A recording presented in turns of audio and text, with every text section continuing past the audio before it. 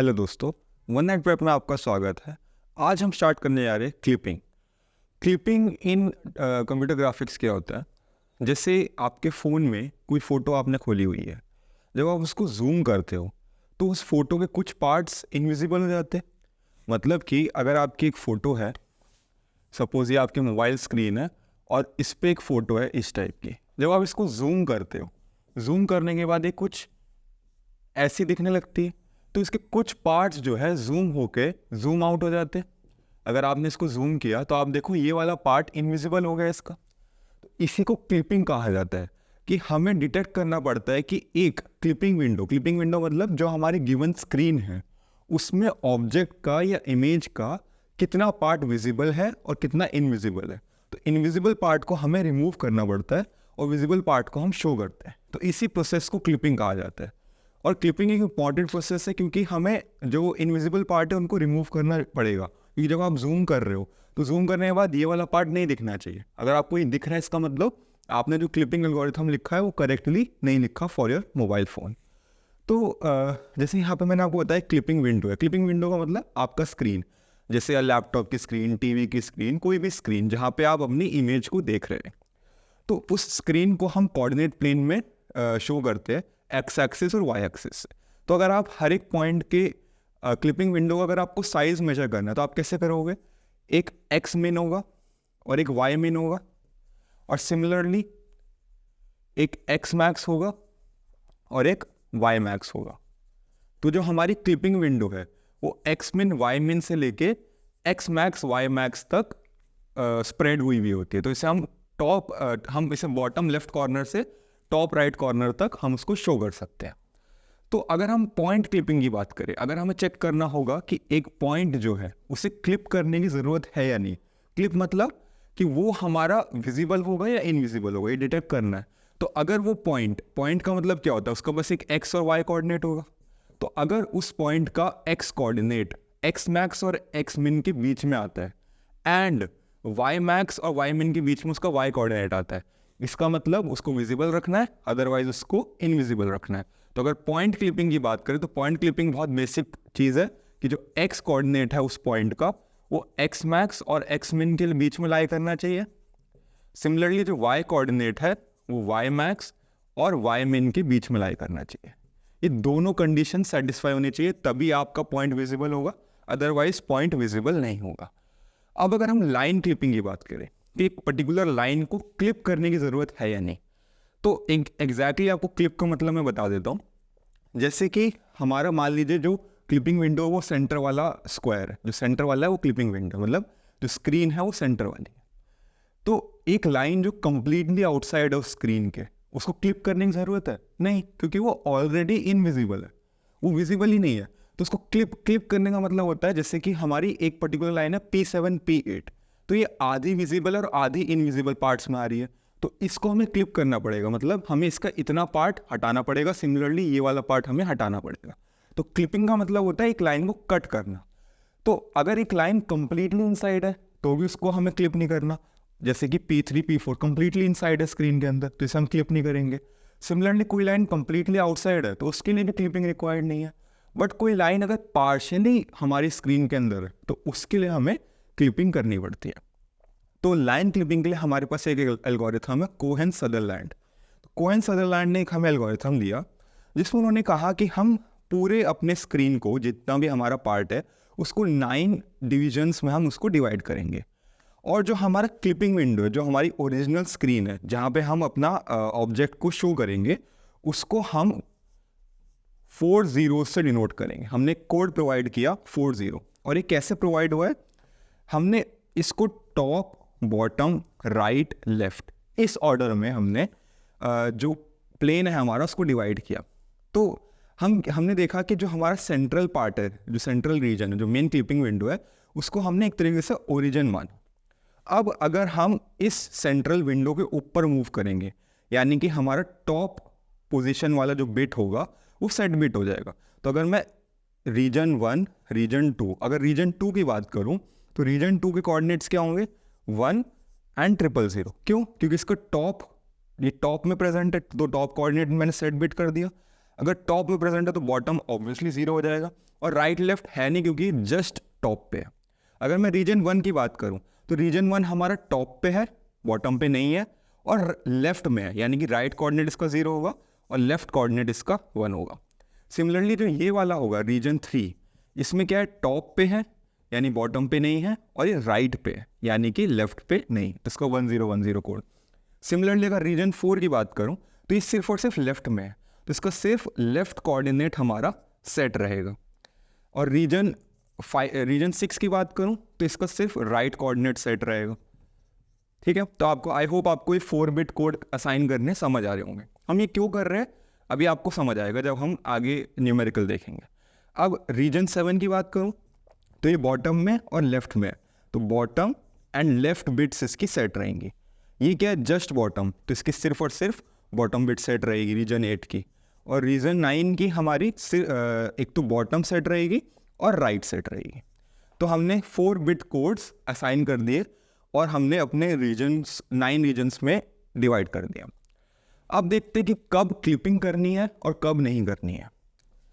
तो स्टार्ट करते हैं, सबसे पहला case P1 and P2, P1 and P2। P1 and P2 से स्टार्ट करने से पहले मैं आपको कुछ रूल्स लिखवा देता हूँ। हम क्या करेंगे, जो भी लाइन के एंड पॉइंट्स है, स्टेप 1 होगा कि जो एंड पॉइंट्स है उसका कोड आप लिख लो, एंड पॉइंट्स का कोड आप लिख लो। जैसे हमने कोड लिखा तो एंड पॉइंट जैसे P1 P2 है तो किस रीजन में है उसका कोड आप लिख लो। तो P1 किस रीजन में है, P1 आपका आता है रीजन 4 में, तो उसका कोड क्या है 0001। और P2 किस रीजन में है, वो भी रीजन 4 में, तो उसका कोड क्या है 0001। तो सबसे पहला स्टेप क्या है कि आप एंड पॉइंट्स का कोड लिख लो। नेक्स्ट स्टेप क्या है, आप सपोज C1 एंड C2 आया, ठीक है, C1 एंड C2 ये 2 कोड आए, आप परफॉर्म करो और ऑपरेशन C1 और C2, C1 और C2। अगर C1 और C2 आपका आता है ऑल 0, इसका मतलब क्या है कि बोथ C1 C2 आपका सेंट्रल रीजन में लाई करता है यानी रीजन 5 में, तभी आपका और ऑफ 2 रीजन 0 आएगा, ऑल 0। आप करके देखो, किसी भी रीजन तो 2 रीजन का आप और करोगे तो नॉन 0 आएगा। 0 किस केस में आएगा, जब दोनों पॉइंट्स आपके सेंट्रल रीजन यानी रीजन 5 में लाई करते हैं। तो अगर ऐसा हुआ तो इसका मतलब clipping not required, clipping not required, और ये पूरी जो लाइन होगी entire line visible, entire line visible. ठीक है, तो अगर यहां तक हो गया, अगर ये ऑल 0 आ गया तो आप स्टॉप कर दो, आपके पास और कोई आगे आपको बढ़ने की जरूरत नहीं है। बट अगर ये ऑल 0 नहीं आया तो आप क्या परफॉर्म करोगे, आप परफॉर्म करोगे C1 एंड C2। ठीक है, अगर ऐसा नहीं हुआ तो आप क्या करोगे, C1 एंड C2, यहां पे लिख रहा हूं इफ नॉट ऑल 0। अगर ऑल 0 नहीं है तो आप क्या करोगे, C1 एंड C2 परफॉर्म करोगे। अगर C1 एंड C2 ऑल 0 आया, अगर C1 एंड C2 ऑल 0 आया, इसका मतलब क्लिपिंग रिक्वायर्ड है, इसका मतलब क्लिपिंग रिक्वायर्ड है और आपको एल्गोरिथम लगाना पड़ेगा।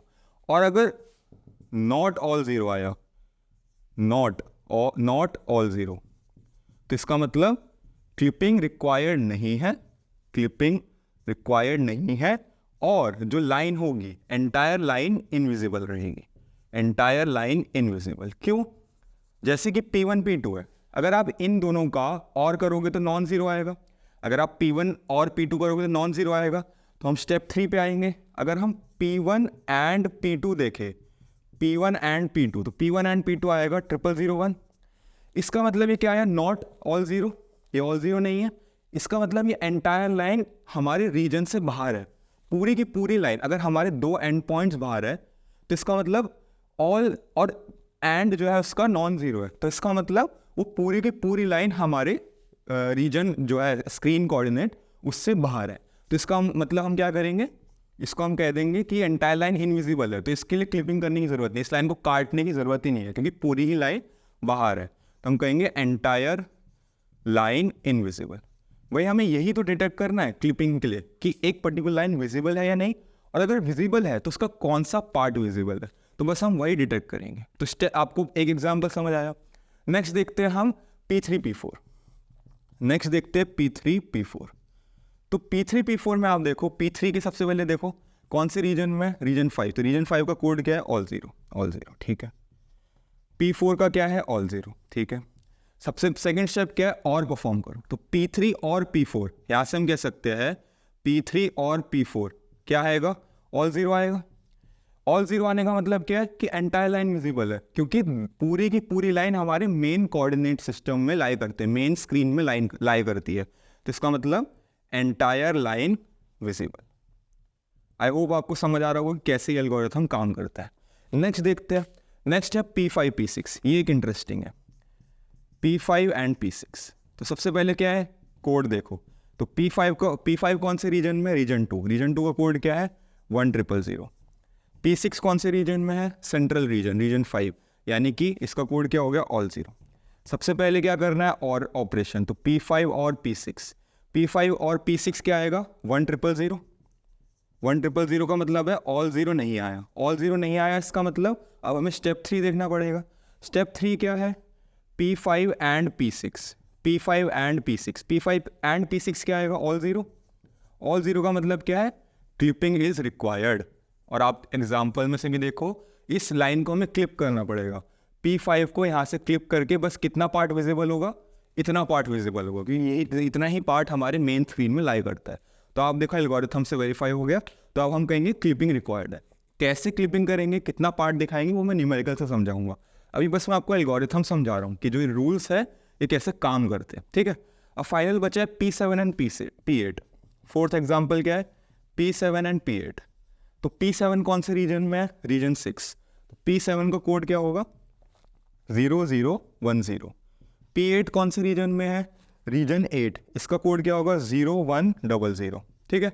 सबसे सेकंड स्टेप क्या, और ऑपरेशन, तो जब आप और ऑपरेशन करोगे P7 और P8 तो आपको मिलेगा 0110। अरे ये तो ऑल ज़ीरो नहीं है, ऑल ज़ीरो नहीं है, इसका मतलब अब हमें स्टेप 3 में मूव करना पड़ेगा। स्टेप 3 क्या है, एंड ऑपरेशन। अब हम क्या करेंगे, एंड ऑपरेशन लेंगे, तो P7 एंड P8 क्या आएगा, आप चेक करो, ऑल ज़ीरो आएगा। ऑल ज़ीरो का मतलब क्या है, क्लिपिंग रिक्वायर्ड है, क्लिपिंग इज रिक्वायर्ड। और आप ध्यान से देखो, जो गिवन कोऑर्डिनेट सिस्टम है उसके हिसाब से P8 को हमें यहाँ से क्लिप करना पड़ेगा और P7 को यहाँ से, और सिर्फ इतना पार्ट विजिबल रहेगा। तो आप चेक करो, एल्गोरिथम से वेरीफाई हो गया। अब हम एक न्यूमेरिकल करेंगे जिसमें हम एक लाइन गिवन होगी प्रॉपर कोऑर्डिनेट्स के साथ। हमें पहले तो उसका कोड फाइंड करना पड़ेगा, उसके बाद हमें चेक करना पड़ेगा कि कितना पार्ट विजिबल है, और उसके भी हमें कोऑर्डिनेट्स फाइंड करने पड़ेंगे। तो वो एग्जांपल करेंगे तो आपको अच्छे से समझ आ जाएगा। स्टार्ट करते एक न्यूमेरिकल से। हमें एक लाइन ए बी गिवन है, जिसके ए बी के कोऑर्डिनेट्स गिवन है, यानी एंड पॉइंट्स गिवन है, और विंडो कोऑर्डिनेट गिवन है, जो मेन स्क्रीन है हमारे उसके भी कोऑर्डिनेट्स गिवन है, और हमें चेक करना है क्लिपिंग रिक्वायर्ड है या नहीं, और अगर है तो उसको क्लिप करके हमें दिखाना है। तो सबसे पहले तो स्क्रीन बनाते हैं, ये हमारी मेन स्क्रीन है, सेंट्रल स्क्रीन, और इसके कोऑर्डिनेट क्या है, -3,1। तो ये वाला पॉइंट होगा -3,1, और मैं आपको बताया था ना, क्लिपिंग विंडो जो होती है बॉटम लेफ्ट से लेकर टॉप राइट होती है, तो ये है 2,6। तो अगर आपको एक्सिस बनाना है तो ये वाला एक्स कोऑर्डिनेट होगा 1, ये वाला एक्स कोऑर्डिनेट होगा 2। सिमिलरली ये वाला वाई कोऑर्डिनेट है, ये एक्स कोऑर्डिनेट है -3 और ये एक्स कोऑर्डिनेट है 2, ये वाला वाई कोऑर्डिनेट है 1 एंड दिस इज 6। तो इस टाइप से हमारा एक्स मैक्स और एक्स मिन इस टाइप से हमारा बनेगा। अब लाइन बना लेते हैं। तो लाइन है -4,5, तो -4 मतलब लेफ्ट की तरफ होगी, -3 के लेफ्ट में होगा -4, और 5 यानी कि कहीं यहाँ लाई करेगा, ए पॉइंट कहीं यहाँ लाई करेगा, -4,5, और वाई कोऑर्डिनेट है 3,8। 3,8 का मतलब है कहीं यहाँ 3 होगा और 8 होगा कहीं ऊपर, तो बी पॉइंट लाई करता है यहाँ पर 3,8। तो जो लाइन है वो कुछ ऐसी दिखती है। तो अगर आप कॉमन सेंस से देखो तो ऑब्वियसली इसमें क्लिपिंग रिक्वायर्ड है, और हम इतना पार्ट शो करेंगे, ये हमारा विजिबल पार्ट होगा। अब हमें इसको कोहेन-सदरलैंड एल्गोरिथम से करना है, तो आइए देखते कैसे किया जाए।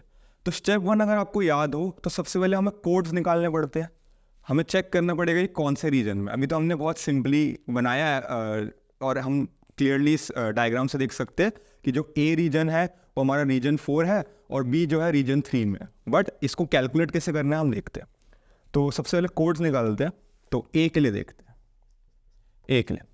तो ए देखिए, जो एक्स मिन है वो -3 है, और इसका एक्स कोऑर्डिनेट क्या है, -4, यानी कि मैं कह सकता हूँ x coordinate of a is less than x min, जो मिनिमम है स्क्रीन का उससे भी कम है a कोऑर्डिनेट, यानी कि ये लेफ्ट में लाई करता है।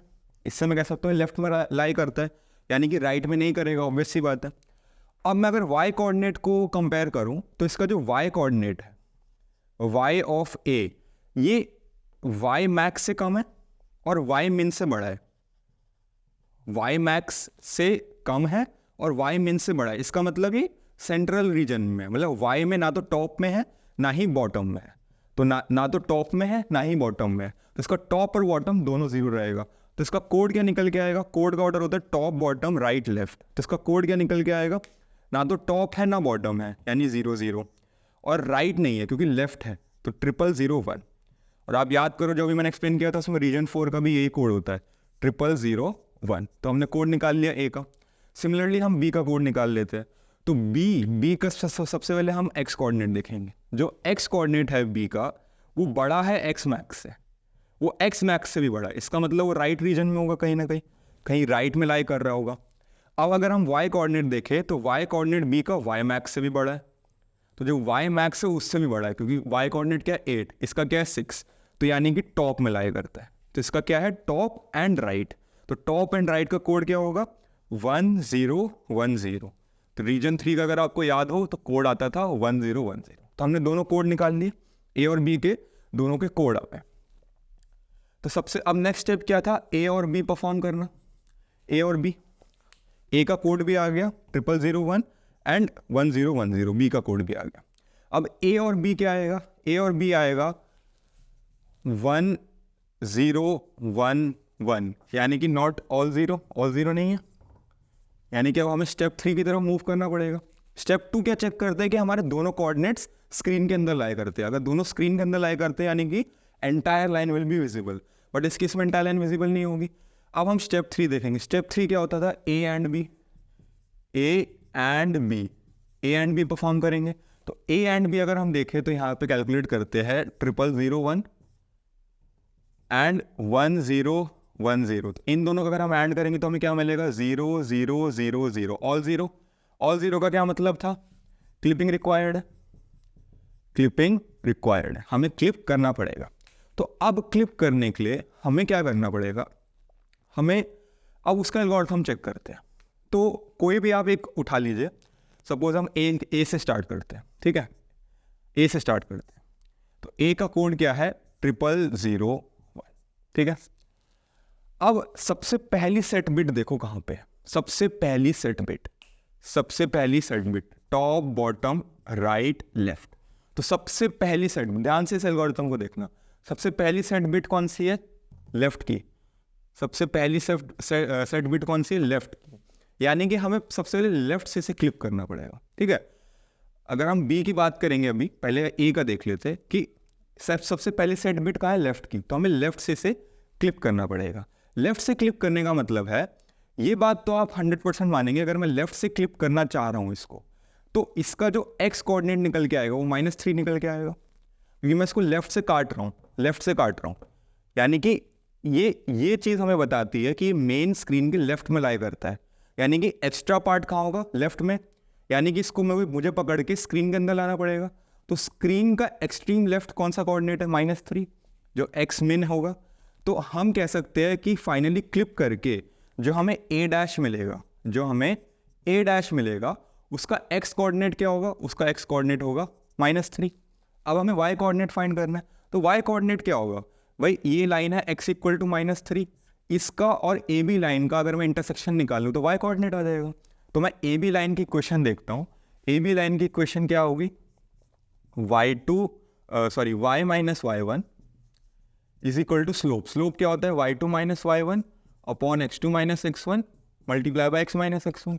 तो अगर मैं पुट करूँ तो क्या मिलेगा, y - 8 = 8 - 1 divided by 3 + 3 multiply by x - x1, ठीक है।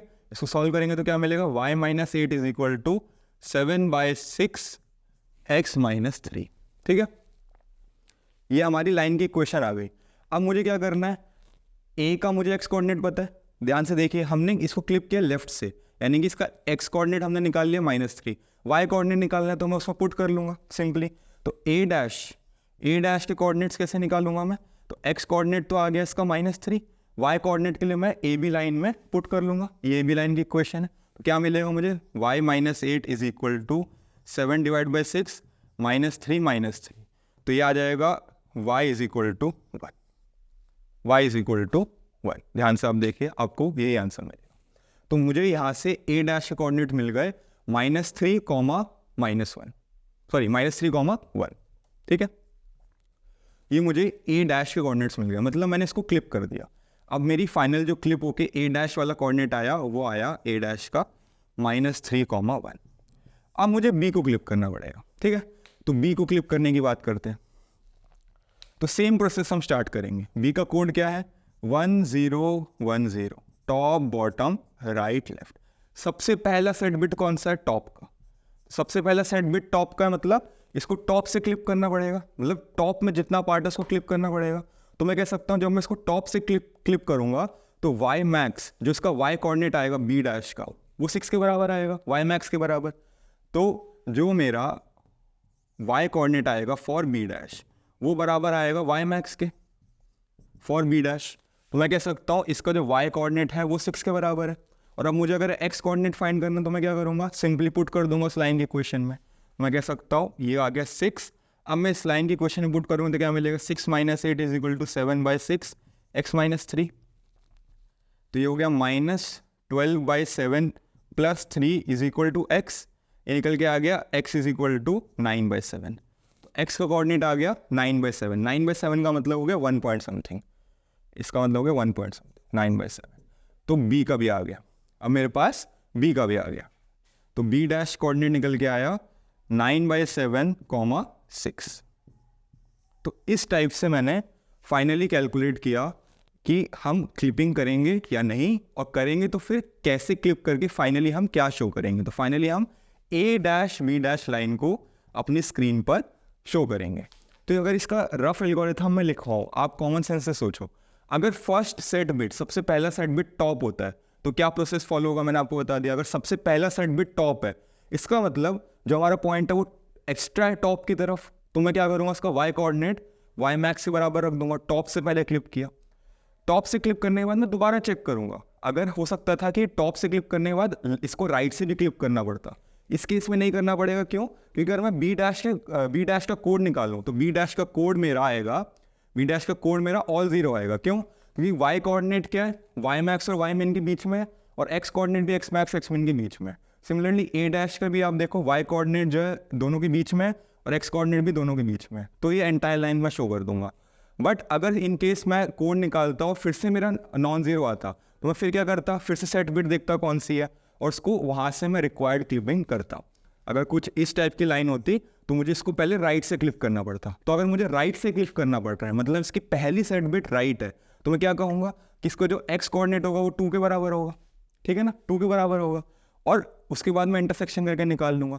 सिमिलरली अगर मुझे बॉटम से क्लिप करना पड़े, जैसे इस पॉइंट को बॉटम से क्लिप करना पड़ेगा, तो मैं कहूँगा इसका वाई कोऑर्डिनेट वाई मिन के बराबर होगा। तो ये कॉमन सेंस, ये मैथमेटिकल पार्ट है, इसमें सीजी कंप्यूटर ग्राफिक्स का कोई रोल नहीं है। बस कोएन सदरलैंड ने आपको ये बताया कि आप रीजन्स आइडेंटिफाई करो और उसके बाद आप उसका एल्गोरिथम फॉलो करो, उसके बाद तो कंप्लीटली मैथ्स। आई होप आपको लाइन क्लिपिंग समझ आया होगा। स्टार्ट करते पॉलीगन क्लिपिंग से, 5 मिनट का टॉपिक है, तुरंत समझ आ जाएगा। सदरलैंड हॉजमैन पॉलीगन क्लिपिंग। तो पॉलीगन क्लिपिंग क्या होती है, एक हमें पॉलीगन गिवन है, एक रैंडम शेप है, तो उसको हमें डिटरमाइन करना है कि कैसे क्लिप करें, और क्लिप करने के बाद फाइनली हमें कौन कौन से पार्ट उसका हमें शो करना पड़ेगा अपने मेन स्क्रीन में। तो एक इनपुट लिस्ट की अगर मैं बात करूँ तो इनपुट पॉलीगन हमें क्या गिवन है, इनपुट है एक polygon V1 V2 V3 V4। तो हमें एक लिस्ट मिली है V1 V2 V3 V4, V1 V2 V3 V4, ठीक है, ये हमें पॉलीगन गिवन है। अब हमें इसे क्लिप करना है। तो सदरलैंड हॉजमैन पॉलीगन क्लिपिंग एल्गोरिथम हमें बोलता है 4 केसेस एग्जिस्ट करते हैं कि हम क्या करेंगे, लाइन बाय लाइन हम हर एक एज को विजिट करेंगे, ठीक है। तो अगर एक एज को जब हम विजिट कर रहे हैं, अगर दोनों वर्टिसेस इनसाइड है, मतलब मेन स्क्रीन के अंदर है दोनों वर्टिसेस, तो हम क्या करेंगे उसमें, उस केस में सेकंड वर्टेक्स को स्टोर करेंगे अपनी आउटपुट लिस्ट में। एक आउटपुट लिस्ट हम बनाएंगे, एक आउटपुट लिस्ट बनाएंगे, उसमें हम सिर्फ और सिर्फ सेकंड वर्टेक्स को स्टोर करेंगे। अगर पहला वर्टेक्स आउटसाइड है और दूसरा इनसाइड है, जैसे कि V4 V1, पहला आउटसाइड और दूसरा इनसाइड है, तो उस केस में हम क्या करेंगे, स्टोर करेंगे एक तो पॉइंट ऑफ इंटरसेक्शन कि वो स्क्रीन को किस पॉइंट पे इंटरसेक्ट कर रहा है, एंड द सेकंड वर्टेक्स, दोनों को हम स्टोर करेंगे। ठीक है। अब तीसरा केस है कि पहला पॉइंट इनसाइड और दूसरा आउटसाइड, जैसे V2 V3, पहला इनसाइड दूसरा आउटसाइड, तो उस केस में हम पॉइंट ऑफ इंटरसेक्शन को स्टोर करेंगे, सिर्फ और सिर्फ पॉइंट ऑफ इंटरसेक्शन को। और फोर्थ है कि अगर दोनों वर्टिसेस आउटसाइड है, जैसे कि V3 V4 दोनों आउटसाइड है, तो इस केस में हम किसी को स्टोर नहीं करेंगे। ठीक है। तो एक साइक्लिक ऑर्डर स्टार्ट करते हैं। सपोज हम V1 से V2, V2 से V3, V3 से V4 एंड V4 से V1 जाएंगे। तो आउटपुट लिस्ट कैसे क्रिएट होगी? सबसे पहले V1 V2 देखते हैं, both are inside. Both are inside का मतलब क्या है? केस 1। तो उस केस में उसने कहा कि store the second vertex. Second vertex क्या है? V2। तो हमने V2 को स्टोर कर दिया। नेक्स्ट, अब हम V2 V3 देखेंगे। तो V2 V3 में first is inside, second is outside, यानी कि केस 3। केस 3 में कह रहा है store the point of intersection, सिर्फ और सिर्फ पॉइंट ऑफ इंटरसेक्शन, यानी कि I1। नेक्स्ट वो क्या, नेक्स्ट एज कौन सा है? V3 V4। तो इसमें कौन सा केस लगेगा? Both are outside. तो बोथ आउटसाइड में उसने कहा कि किसी को स्टोर नहीं करना। ठीक है, किसी को स्टोर नहीं करेंगे। नेक्स्ट क्या है? V4 V1 मतलब first is outside and second is inside, यानी केस नंबर 2। तो उसमें उसने बोला store the point of intersection, यानी कि I2, and the second vertex यानी कि V1। और कोई एज बचा? नहीं, और कोई नहीं। तो ये हमारी लिस्ट है, V2 I1 I2 V1। आप ध्यान से देखो, यही इतना ही पार्ट हम दिखाएंगे, यही हमारा फाइनल पॉलीगन होगा जो विजिबल होगा। तो इस तरीके से हम पॉलीगन क्लिपिंग परफॉर्म कर सकते हैं यूजिंग दिस एल्गोरिथम। बहुत सिंपल सा एल्गोरिथम है, ये 4 केसेस है, ये आपको पता होने चाहिए। और इसमें मैथमेटिकल क्वेश्चन नहीं आता जनरली, आपको बस हर एक केस को बताना होता है कि इस एज के लिए केस नंबर 1 लग जाएगा, फिर नेक्स्ट एज के लिए केस नंबर 3, इस टाइप से एक्सप्लेन करना होता है। बाकी मैथमेटिकल आए तो फिर वो मैथ्स है, वो आपको उसमें CG का पार्ट नहीं है, CG का पार्ट है बस ये रूल्स, बाकी तो आपको मैथ्स लगा के करना पड़ेगा सॉल्व। तो आई होप आपको क्लिपिंग समझ आया होगा, एक वीडियो में हमने एक्सप्लेन कर दिया। किसी भी और चैनल में इतना अच्छे से एक वीडियो में एक्सप्लेन नहीं है। तो चैनल को सब्सक्राइब कीजिएगा, वीडियो को लाइक कीजिएगा, ज़्यादा से ज़्यादा शेयर कीजिएगा। Thank you.